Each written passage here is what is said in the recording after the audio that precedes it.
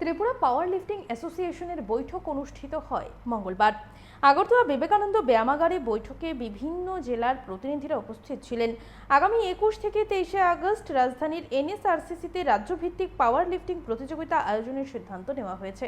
অ্যাসোসিয়েশনের সাধারণ সম্পাদক নারায়ণ চন্দ্র দেবনাথ জানান, রাজ্য স্তরের প্রতিযোগিতার আগে 15 আগস্টের মধ্যে প্রতিটি জেলায় জেলাভিত্তিক প্রতিযোগিতা সম্পন্ন করার নির্দেশ দেওয়া হয়েছে।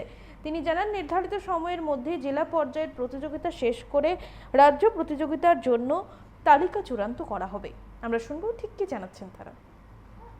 নমস্কার, আমি Tripura power lifting association secretary Narayan Chandra Debnath মহাশয় বলছি।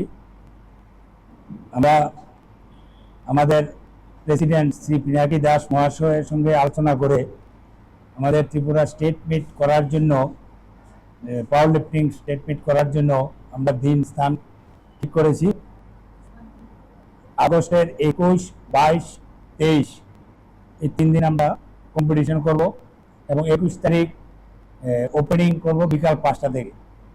তারপর চলবে খেলা, 22 তারিখ খেলা চলবে, 23 তারিখ ক্লোজিং ডে, বিকাল 6টা ক্লোজিং ডে আমাদের। তো এখানে আমাদের যে 8টা ডিস্ট্রিক্টের ভিতরে বর্তমান দেখা গেছে কয়েকটা ডিস্ট্রিক্ট আসেনি, তারা জানাইছে যে আমরা যা সিদ্ধান্ত নেব তাই করা হইব।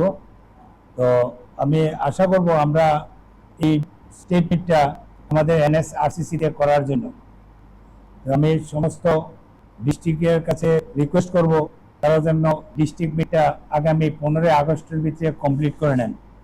এবং স্পোর্টস কাউন্সিল যে ডিস্ট্রিক্টের জন্য 5,000 টাকা করে দিয়েছে, তাদেরকে বলবো আগামী 10 তারিখের ভিতরে যেন তারা যারা নেননি টাকাটা তারা কালেকশন করে নেন।